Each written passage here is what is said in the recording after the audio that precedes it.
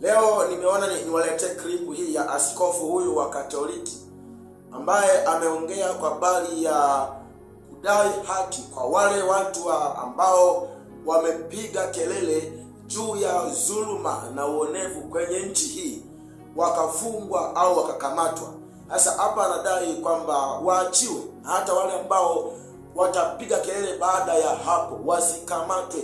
Sasa wale ambao mmekuwa mkicomment kwamba tuhubiri Injili, tuache tuseme watu, tusiongee mambo ya siasa, tusiongee watawala. Sasa sikiza clip hii alafu nije nikusomee na baadhi ya maandiko hapa, nikufafanulie tena kwa nini tuongee, kwa nini mtu wa Mungu anatakiwa anapoyaona makosa kwenye jamii, hasa kwa viongozi au katika jamii, uongozi au serikali kwa ujumla, kwamba asikae kimya, afafanue, aongee, akemee, apinge mambo kama hayo. Sikiliza hiyo hapo. Amen.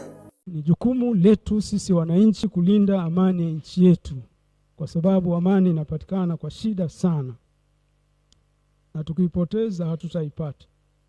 Katika hali ya kawaida, nani anaharibu amani?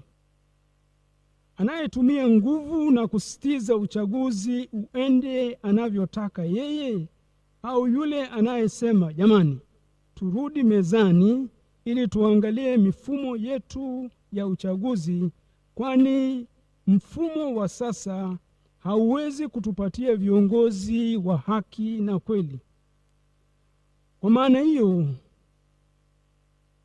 kama amani inapatikana kweli kwa kurudi mezani, kwa maana hiyo wote waliokamatwa kwa kudai haki, wakiwemo viongozi wa vyama vya kisiasa, waachiwe haraka na bila masharti, na wengine wasikamatwe.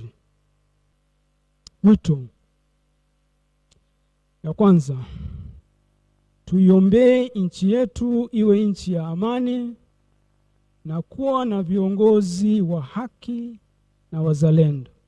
Ya pili, sauti na vilio vya watu visikilizwe. Tatu, wahusika wakae na wadau wote wa uchaguzi kuruhusu mabadiliko yale ya lazima kabla ya uchaguzi mkuu. Mwisho,